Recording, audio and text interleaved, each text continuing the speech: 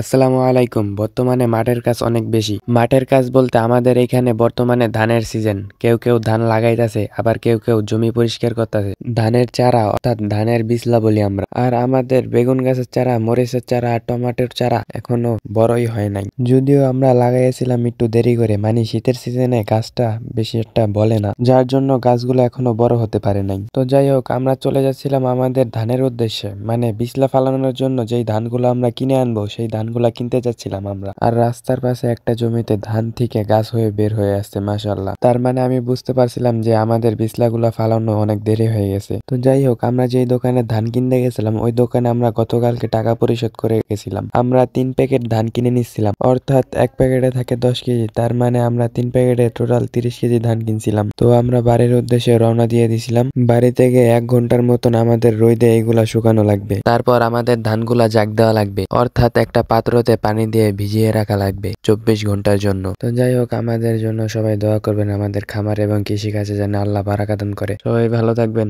আল্লাহ হাফেজ। আসসালামু আলাইকুম।